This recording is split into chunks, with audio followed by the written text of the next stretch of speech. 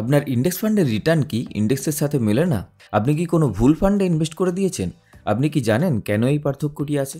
এর পিছনে লুকিয়ে আছে দুটি গুরুত্বপূর্ণ কারণ, যেগুলি হলো ট্র্যাকিং ডিফারেন্স এবং ট্র্যাকিং এরর। আজকের ভিডিওতে এই দুটি বিষয় নিয়েই আমরা বিস্তারিতভাবে আলোচনা করব। তো নমস্কার বন্ধুরা, ফিনোস্পেস চ্যানেলে আরও একটি নতুন ভিডিওতে আপনাদের স্বাগত জানাই। আশা করি আপনারা সবাই খুব ভালো আছেন ও সুস্থ আছেন। প্রথমেই আসি ইন্ডেক্স ফান্ড কি। ইন্ডেক্স ফান্ড হলো এমন একটি মিউচুয়াল ফান্ড যে একটি স্পেসিফিক ইন্ডেক্সকে, যেমন নিফটি 50 বা সেন্সেক্সকে ফলো করে। যদি আপনি ইন্ডেক্স ফান্ড নিয়ে আরও ডিটেলসে জানতে চান তাহলে আগের ভিডিওটি দেখে নিন, তাহলে আপনার ইন্ডেক্স ফান্ড নিয়ে একটি পরিষ্কার ধারণা হয়ে যাবে। চলুন এবারে এই ভিডিওতে ফিরে আসা যাক। উদাহরণস্বরূপ একটি নিফটি 50 ইন্ডেক্স ফান্ড একটি নিফটি 50 ইন্ডেক্সকে ফলো করে এবং এই ইন্ডেক্স ফান্ডের মূল লক্ষ্যই হলো ইন্ডেক্সের সমান রিটার্ন দেওয়া, বাট এটা বাস্তবে সম্ভব হয় না। আর এই রিটার্ন সমান না হওয়ার কারণ হলো ট্র্যাকিং ডিফারেন্স আর ট্র্যাকিং এরর। তো চলুন প্রথমে দেখে নেওয়া যাক ট্র্যাকিং ডিফারেন্সটা কি। একটি নির্দিষ্ট সময়ে একটি ইন্ডেক্সের রিটার্ন আর একটি ইন্ডেক্স ফান্ডের রিটার্নের পার্থক্যকে ট্র্যাকিং ডিফারেন্স বলে। ধরুন নিফটি 50-র এক বছরের রিটার্ন হয়েছে 12%, কিন্তু একটি ইন্ডেক্স ফান্ডের রিটার্ন হয়েছে 11.5%। তাহলে এখানে ট্র্যাকিং ডিফারেন্স হলো 0.5%। এবারে দেখে নেওয়া যাক যে ট্র্যাকিং এররটা কি। ট্র্যাকিং এরর মেনলি একটি ইন্ডেক্স ফান্ডের ভোলাটিলিটি কতটা সেটা দেখা হয়, যেটাকে টেকনিক্যাল ভাষায় স্ট্যান্ডার্ড ডেভিয়েশন বলে। আর এই ট্র্যাকিং এরর দেখেই বোঝা যায় যে একটি ইন্ডেক্স ফান্ড ওই নির্দিষ্ট ইন্ডেক্সকে কতটা ফলো করছে।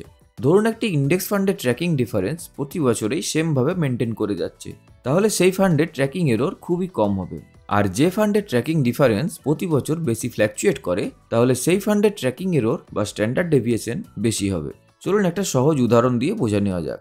ধরুন 5 বছরে একটি ইন্ডেক্স ফান্ড রিটার্ন দিয়েছে 9%, 7%, 11%, 13% এবং 10%।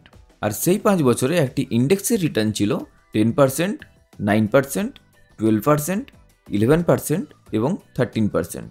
তাহলে এখানে ট্র্যাকিং ডিফারেন্স হলো -1%, -2%, -1%, +2%, -3%। তাহলে এই ফান্ডটির ট্র্যাকিং ডিফারেন্স বা স্ট্যান্ডার্ড ডেভিয়েশন হলো 1.87%। এবার আমরা জানবো ট্র্যাকিং এরর বা ট্র্যাকিং ডিফারেন্স হওয়ার পিছনে কি কি কারণ থাকে। ট্র্যাকিং ডিফারেন্স বা ট্র্যাকিং এরর হওয়ার পিছনে কয়েকটি কারণ থাকে। যেমন ফান্ডটি ম্যানেজ করার জন্য একটি ফান্ড হাউসের কিছু খরচা হয়ে থাকে, যেমন ফান্ড ম্যানেজারের স্যালারি, অফিস এক্সপেন্স ইত্যাদি রকমের খরচা হয়ে থাকে। তার জন্য ট্র্যাকিং এরর বা ট্র্যাকিং ডিফারেন্স হয়ে থাকে। তাছাড়া ইন্ডেক্সের রিব্যালেন্সিংয়ের জন্য আর ওয়েটেজ অনুযায়ী সব স্টক ঠিক সময়ে বাই বা সেল না হওয়ার কারণে এই ট্র্যাকিং ডিফারেন্স হয়ে থাকে।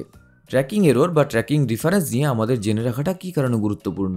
একজন ইনভেস্টর হিসেবে আপনার এই দুটি বিষয় নিয়েই জানাটা খুবই প্রয়োজন, কারণ এগুলির ফলে আপনার ইনভেস্টমেন্টের রিটার্নও অনেকটাই কম বেশি হতে পারে।